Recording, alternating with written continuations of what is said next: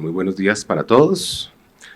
Bueno, agradeciendo inmensamente al comité organizador, al comité científico, por esta oportunidad de, en los siguientes minutos, tratando de acortarnos y de ajustarnos al horario, vamos a iniciar este bloque de pruebas moleculares, de prueba de laboratorio, entendiendo esa valiosa ayuda que nos presta el laboratorio, siendo esa mano derecha para acercar, acortar esos tiempos de diagnóstico y las herramientas que tenemos disponibles para poder lograrlo. De manera que en esta primera etapa de este bloque vamos a hablar del diagnóstico molecular de infecciones, bases, principios y generalidades para que podamos avanzar. Declaro mi conflicto de interés, conferencista Belmerie, y vamos a generar esta agenda específicamente, una introducción, algo relacionado al diagnóstico en términos de tratamiento temprano, hablando de sepsis, diagnóstico tradicional, cuáles son las ventajas y desventajas que tenemos desde ese punto de vista, asimismo el escenario actual, evaluando la eficacia en el diagnóstico molecular, puntualizando, centralizando el tema de resistencia, diagnóstico temprano, qué es la PCR múltiplex, cuáles son los paneles que tenemos disponibles para nuestras instituciones, lo mencionaba hace un momento la doctora Paola, tenemos un equipo y un brazo desde el punto de vista tecnológico muy fuerte que nos permite poder diagnosticar y apoyar en todo el tema de enfermedades infecciosas para nuestros pacientes y sus familias, y asimismo unas pequeñas conclusiones. Estamos acá hablando de este tema, aprovechando recordar al doctor Kai Mullis, quien en el año 1993 recibe el Premio Nobel de Química relacionado a la invención de la técnica de la que vamos a hablar. Es esa amplificación de ácidos nucleicos con base en la tecnología de PCR, de amplificación de ácidos nucleicos. Entonces, para quienes no lo tenemos presente, allí se encuentra el doctor. Bueno, desde el punto de vista de generalidades, recordemos que sepsis es parte de las 5 causas principales de hospitalización en nuestros pacientes a nivel mundial. 1 de cada 20 pacientes que se encuentran hospitalizados tienen diagnóstico de sepsis y esto sabemos por muchos datos que conocemos a nivel estadístico, la mortalidad incrementa 8% por cada hora que nos demoramos en iniciar un tratamiento adecuado, y esto tiene que ver con demoras en el tema de diagnóstico. Entre 30.000 y 50.000 muertes asociadas anuales por estas deficiencias en el diagnóstico, y cerca del 50% de la prescripción de antimicrobiana no es necesaria. Lo conocimos, lo vivimos durante pandemia, durante COVID-19 específicamente, así que vamos a tener una revisión respecto a ello. Gráfica también muy clásica, lo que tiene que ver con el porcentaje de sobrevida, cómo disminuye en la medida que van pasando las horas en que esa hipotensión es, en esa dificultad en la toma de decisiones tempranas para el diagnóstico de sepsis, va desafortunadamente cobrando vidas para nuestros pacientes, y tenemos sin ninguna duda que establecer unos beneficios de la terapia antimicrobiana de manera temprana. Esto relacionado con disminución de la mortalidad, relacionado con esta patología infecciosa, disminución de estancia, disminución de efectos adversos, disminución del parámetro de resistencia y por supuesto en la disminución de temas de costos. Así que, teniendo en cuenta las técnicas clásicas y diagnósticas tradicionales que tenemos desde el punto de vista del laboratorio, tenemos algunas dificultades con lo que tiene que ver con la microscopía, baja sensibilidad, presencia de falsos positivos, las pruebas de detección antigénica para algunas patologías que realmente van a tener dificultades y vamos a tener dificultades en las ventanas de detección, las pruebas serológicas que para algunos pacientes no va a ser una prueba adecuada, y definitivamente los cultivos que siguen siendo la prueba de oro, desafortunadamente en términos de tiempo, estas van a limitar de alguna manera la toma o el ajuste específico de las terapias antimicrobianas. Ahora yéndonos un poco al escenario actual y estableciendo y sabiendo cuál debería ser esa eficacia del diagnóstico molecular teniendo en cuenta estas limitaciones, pues tenemos específicamente estas técnicas específicas de identificación a través de tiempo real a nivel de reacción en cadena polimerasa, que se demora horas, minutos a horas, comparándolo, como lo mencionábamos previamente, con las otras pruebas en que podemos tener demoras en términos de días, en términos de semanas. Algunos de estos pacientes necesitamos hacer cotejo serológico, debemos esperar 2 semanas para hacer algunas de estas confirmaciones de diagnóstico. Entonces, el tiempo en términos reales del ajuste de la terapia antimicrobiana y el diagnóstico va a ser muy importante. tenemos un continuo entre lo que conocemos con el paradigma de la biología molecular, la historia que se ha generado respecto al descubrimiento de el DNA, el descubrimiento de la polimerasa que permite que todas estas técnicas de amplificación se den de manera adecuada, y también vemos cómo en paralelo hemos tenido ese incremento en el número de patógenos con los diferentes mecanismos de resistencia que hacen precisamente que esto sea cada vez más un reto específico. Y cuando hablamos de diagnóstico molecular para pacientes, específicamente para sepsis, pacientes con infecciones, vamos a sentarnos a hablar de técnicas de amplificación. Hay otra serie de técnicas, como ven ustedes, técnicas de hibridación, técnicas de postamplificación o inclusive técnicas que no se basan con la identificación de ácidos nucleicos, como las técnicas de proteómica o de espectrometría, que tenemos igualmente disponibles para nuestras instituciones, pero sin ninguna duda esta técnica de PCR múltiple o las diferentes variedades, no solamente en el diagnóstico de sepsis, lo estamos mencionando por parte de la charla tiene que ver con ello, pero igualmente el doctor Carlos Álvarez nos mencionaba diagnósticos para tuberculosis, tenemos biología molecular para acortar términos de diagnóstico para este tipo de patologías, fiebre amarilla tenemos la realización de pruebas de diagnóstico molecular, entonces es un continuo y un espectro amplio que vamos a hablar de este término de técnicas de amplificación. Y vemos cómo con el pasar de los años para dos patologías frecuentes en nuestras instituciones, neumonías o infecciones relacionadas con colitis por Clostridium difficile, como a través de los años cada vez más se van involucrando y se van incorporando en las técnicas de diagnóstico, en los métodos de diagnóstico, las pruebas moleculares, porque nos están dando, en efecto, cada día, cada vez más pruebas y sensibilidad, que es otra de las ventajas que tendrían estas técnicas. Ahora, cuando hablamos precisamente de esa eficacia, no solamente vamos a hablar de la eficacia técnica que debe tener la prueba. Esta prueba nos debe garantizar que tengamos un contexto específico de una interpretación y una validación pretest, tener una sensibilidad, una especificidad adecuada que me permita generar un diagnóstico en la parte técnica, pero en la parte de decisión de diagnóstico también necesito que me pueda dar la opción de dar un diagnóstico diferencial, que me pueda brindar las opciones de diagnóstico terapéutico, y puntualmente con algunas de estas plataformas que vamos a revisar tenemos la opción no solamente de identificación de patógenos, sino también identificación de genes de resistencia que nos van a permitir precisamente tomar decisiones tempranas. Esto también obviamente impacta en la manera como vamos a dejar a nuestro paciente en su proceso de recuperación, de rehabilitación, de integración a su vida personal, familiar, y obviamente un impacto social que tiene que ver con la carga de costo y de alguna manera de justicia sanitaria que se puede llevar a cabo respecto al tema de los costos, que son parte de las limitaciones que vamos a ver para este tipo de tecnologías. Un ejemplo puntual para diferentes patologías o pruebas de diagnóstico para patologías respiratorias en virus respiratorios que están aprobados específicamente para Estados Unidos, pero vemos cómo los costos son los que tienen una variable importante, que es una variable adicional para tener en consideración cuando estemos hablando de sopesar la balanza, de tener un equilibrio, de armonizar la decisión que vamos a tomar respecto a la toma de estas pruebas de diagnóstico. Ahora, unos minutos muy rápido respecto a lo fundamental e importante que tiene que ver con la resistencia en todo este escenario de pruebas moleculares. Y de nuevo conocemos cómo cada vez que sale una molécula tenemos microorganismos que inmediatamente aprenden, lo hemos conocido en la historia, y acá también tenemos claro que antes de la era antibiótica la mortalidad estaba precisamente a que no teníamos con qué combatir esos patógenos, no teníamos con qué combatir esas enfermedades infecciosas, y vemos cómo con la introducción de esta era antibiótica esos cambios en la mortalidad pues fueron bastante significativos.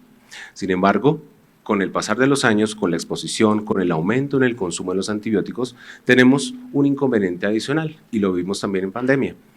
Escalofrío cuando vemos esta gráfica, cuando recordamos estos picos específicamente que conllevó y lo que conocimos precisamente en COVID-19, en lo que tenía que ver con la prescripción antimicrobiana. Cerca de diferentes series, 70-80% de casos donde los pacientes no requerían posiblemente la terapia antimicrobiana. Y vemos el segundo escenario que causa esa mortalidad. Ya estamos viendo que la resistencia es culpable de esa mortalidad. Vemos para estos estudios como de las casi 5 millones de muertes asociadas, casi una cuarta, una quinta parte de estas muertes están relacionadas directamente con la resistencia. Y específicamente ven ustedes las 3 primeras causas de enfermedad de infección: enfermedad respiratoria del tracto inferior, enfermedad por bacteriemia o infección intraabdominal, que obviamente fueron las que tuvieron esa mayor carga de enfermedad relacionada con resistencia. Y lo que se estima, de acuerdo al Organización Mundial de la Salud, donde se menciona que para el año 2050 cerca de 10 millones de personas van a fallecer como causa directa de la resistencia. Y se nos pone el escenario de otro tipo de patologías como el cáncer, otro tipo de enfermedades como los accidentes de tránsito, la diabetes, y vemos cómo esa proporción en términos de resistencia sí va a ser marcada teniendo en cuenta estos fenómenos. Importante conocer, importante saber qué tenemos de resistencia para nuestra ciudad específicamente, y nuestras instituciones hacen parte de este grupo de resistencia a Bogotá, de manera que también monitorear, saber, conocer, esto lo pueden ustedes consultar, no falta, hace parte de la revisión que hemos venido realizando, pero vemos cómo ese incremento en las instituciones de salud respecto al tema de resistencia, no solamente para gram negativos, gram positivos, resistencia a carbapenémicos, todo esto tiene que ver. Vemos cómo esta tendencia en ascenso de manera significativa tiene que ver, y obviamente esa resistencia debemos llevarla a cabo en un diagnóstico temprano y oportuno. Cada vez más, mencionaba el doctor Álvarez, cada década tiene problemas nuevos, y por supuesto hace unos años que estábamos algunos de nosotros sentados allí donde están ustedes recibiendo clases, nuestros profesores, teníamos el problema de otro tipo de resistencias, y ya estamos viendo cómo para este momento tenemos resistencia de estas moléculas tan importantes que hemos utilizado en estos últimos años, pero que desafortunadamente las bacterias han tenido la oportunidad de generar esos procesos y esos mecanismos de resistencia tan importantes, y se genera ese reto en el diagnóstico para establecer qué podemos de manera anticipada con nuestros pacientes para la toma de decisiones. Sin ninguna duda, el beneficio del diagnóstico temprano, el uso de estas pruebas moleculares y la integración a los programas de optimización de antimicrobianos tiene impacto de manera positiva. En este sentido, decisiones, inicio o cambio de terapia antimicrobiana, ahorro desde el punto de vista de la terapia antimicrobiana, cohortizar, estamos mencionando hace un rato algunas de las situaciones que tenemos en algunas instituciones con gérmenes o con las incidencias que estamos teniendo en patologías puntuales que tienen que ver obviamente con un incremento en morbilidad, de manera que hacer estrategias de cohortización que se revisó en la primera parte del bloque de esta sesión del día. También es muy importante establecer esto como un beneficio para las pruebas de diagnóstico molecular. Desenlaces porque se reducen los días de hospitalización, menos días de estancia en hospitalización en cuidado intensivo. No necesariamente está relacionado esto con impactos en la mortalidad aún, el uso de estas pruebas. Hay evidencia que se va alimentando mes a mes respecto a los estudios que vienen creciendo, y el tema de costos, que de nuevo es una situación muy importante para tener en consideración y poner en la balanza. Ahora, desde el punto de vista de las pruebas de diagnóstico de las PCRs múltiples, tenemos pues que son técnicas de diagnóstico molecular mediante uso de PCR múltiple, ahorro en tiempo, esfuerzo para un diagnóstico temprano, y solamente necesitamos una pequeña cantidad de muestra de los pacientes. En ese sentido, este tipo de protocolos, este tipo de estudios tienen pruebas de control interno que identifican falsos negativos, optimizan, tienen una mayor eficacia, y todo esto obviamente establece una menor posibilidad de tener error en la manera como estamos haciendo la identificación. Diferentes técnicas de pruebas de diagnóstico, en este caso de PCR, nos vamos a centrar en las que tienen que ver con la detección rápida, la detección en tiempo real, la detección múltiple de muchos blancos farmacológicos que van a, precisamente de acuerdo al escenario clínico de nuestros pacientes y el diagnóstico sindrómico que podamos tener, poder hacer un diagnóstico oportuno. Diferentes técnicas que tenemos a nivel mundial de PCR múltiple que tenemos en nuestra clínica, en nuestra organización corresponde a la plataforma BioFire de FilmArray, donde se tienen diferentes paneles sindrómicos en los que nos permite, como les menciono, acortar ese tema en los diagnósticos para los pacientes. Esta plataforma de PCR múltiple anidada pues tiene unas ventajas. respecto a la simpleza, la facilidad y la rapidez que tenemos para la realización. Todo esto en procesamientos que disminuye la manipulación, disminuye el riesgo de tener falsos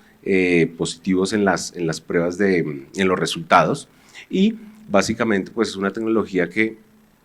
tenemos disponible para nuestras instituciones y en la que básicamente tenemos, en este caso la PCR Multiplex, tenemos la obtención de muestras y en un cassette tenemos la posibilidad de realizar PCRs, varias, múltiples en efecto, anidadas, que van a permitir en tiempo real y dependiendo del tipo de protocolo y de panel sindrómico que tengamos, la detección temprana. Estos sistemas son cerrados, desechables, aloja todos los productos para que se pueda precisamente realizar de manera muy rápida y oportuna a través de del personal del laboratorio clínico, y tenemos pues básicamente estos 6 paneles disponibles para las instituciones: paneles de identificación para patógenos respiratorios, para patógenos meningios, para pacientes en sepsis o para pacientes de identificación de patógenos en hemocultivos, en muestras gastrointestinales, en neumonía y recientemente el panel articular que de nuevo, insisto, tenemos para nuestras instituciones. A manera muy rápida, más adelante nos van a dar algunos casos específicos y puntuales, pero vemos como tenemos un amplio escenario de detección de diferentes blancos moleculares para patógenos, para bacterias gram positivas, gram negativas, levaduras, pero de nuevo mencionamos el tema de la inclusión de los genes de resistencia. Acá hablando del panel de hemocultivos, acá hablando del panel gastrointestinal, de nuevo bacterias, virus, parásitos con unos altos índices de sensibilidad y de especificidad. En este caso la muestra respiratoria de 2.1, el panel de neumonía que también nos da esas ventajas respecto al tema de microorganismos que vamos a poder identificar, y de nuevo insistir en el tema de la manera como se realiza la toma de muestra, cómo se hace el procesamiento y destacando la rapidez o la agilidad desde el punto de vista del resultado que tenemos para los pacientes. Panel meningio que también se encuentra incluido y el panel a nivel de articular que también tenemos disponible en nuestras instituciones. Obviamente todo esto genera guías, esto genera protocolos, genera articulación con los equipos médicos tratantes que van a hacer la solicitud, que son básicamente quienes en la mayoría de las veces van a tomar las decisiones de hacer la solicitud de los exámenes, pero está en nosotros poder llegar a crear consensos, crear puentes para que se puedan tomar las pruebas de manera adecuada y obviamente podamos sacar el beneficio que requerimos de estas pruebas. Acá tenemos pros y cons de ventajas, desventajas de estas pruebas moleculares. Por supuesto, hemos centrado gran parte de estos casi 20 minuticos que hemos hablado de las ventajas, pero tenemos algunas ventajas solamente para puntualizarlas, diferentes al costo. Una de ellas tiene que ver precisamente con que estamos haciendo detección de ácidos nucleicos. No estamos hablando de, como en algunos casos pueden mencionar, es que le creció el MEC-A, es que le creció la BLE. Aquí estamos haciendo detección de material genético, de manera que no tenemos viabilidad, no podemos saber si el microorganismo se encuentra vivo. Por supuesto que muchas de estas pruebas deben irse acompañadas de cultivos para que se puedan interpretar de manera adecuada. Hace unas cuantas diapositivas atrás mencionamos en rojo, los cultivos siguen siendo prueba diagnóstica y prueba de oro para muchas de nuestras patologías infecciosas. Entonces, importante tener esa correlación. Dificultades que tenemos, por supuesto, con gérmenes colonizantes o contaminantes, que de nuevo va a estar muy de la mano a la manera como vamos a interpretar ese síndrome clínico, ese caso clínico de nuestro paciente para poder tomar esas decisiones adecuadas. De manera que, a manera de conclusiones, pues conocemos el impacto específico que tenemos de estas pruebas moleculares, conocerlas, la disponibilidad que tenemos en nuestras instituciones, en nuestra organización. Esto nos va a llevar a diagnósticos tempranos, tratamientos oportunos, no dejar atrás toma de cultivos para, obviamente, los escenarios en los que corresponda. Esto debe armonizarse, se debe integrar y se debe balancear con los programas de optimización de uso antimicrobianos. Respecto al tema de indicaciones, usos y costos. Hace un rato escuchaba a mis profesores mencionar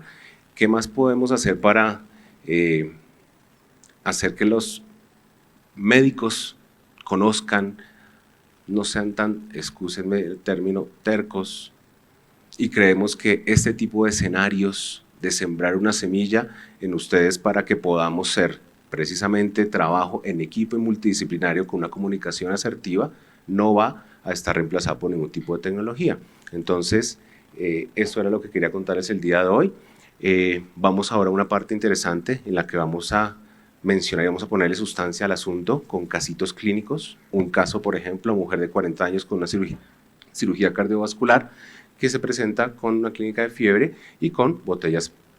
positivas para hemocultivos. Vamos entonces a darle paso al doctor Freddy Guevara para que nos cuenten un ratico cómo vamos a hacer una aplicación clínica de estas pruebas moleculares. Por su tiempo, mil gracias.